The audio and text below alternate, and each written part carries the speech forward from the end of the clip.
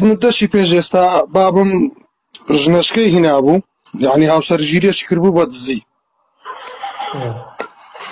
ئەوجا کەشفی کردووە لەعانەکەکە، داچشم لە ماڵەوە دەری کردووە، تا چەند ڕادەیە گونەحبارە. من نازانم ئەو قسانە چۆنە، یعنی پیاو دەرکردن لە ماڵ و ئەوانە، ئەوە بەڕاستی شتێکی جوان نییە. قەوامەت بۆ پیاوە، الرجال قوامون على النساء.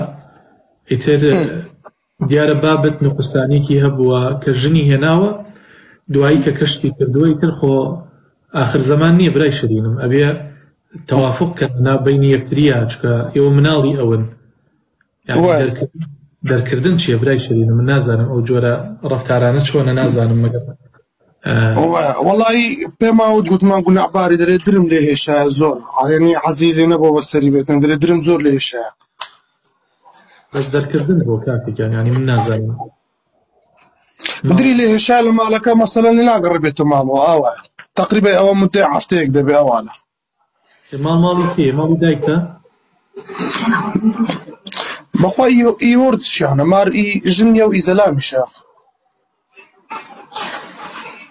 وڵی کاتێکیانی تر من نازانم لە کۆتاییە ئەو باوکتانە، لە کۆتاییە گەورەی ماڵە ئیتر کە شتێکی ئاواشی کردووە، غەڵەتێکی کردووە، ئەبێ بە ئاشتی شتەکە حکم بۆ شێوازە. وڵی ڕاستین یەکمانوێ بچین سەفەرێکی عەمرەی بکەین لەگەڵ داکەم، وتی بزانم تا چ ڕادەیەک مەسەلەن گونەحبار دەبن، چکە ئێمە هەمومان لەخوا ترسین و ئینشاڵڵا هەمومان موسڵمانین. الحەمدوللا براکەم، بەس ئەو مەسەلەیە ئاوا نابێ براکەم.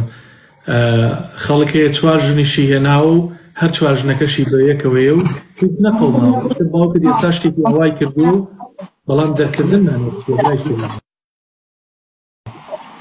وای دەست خۆش بێ، مەمنوونی، سوپاس.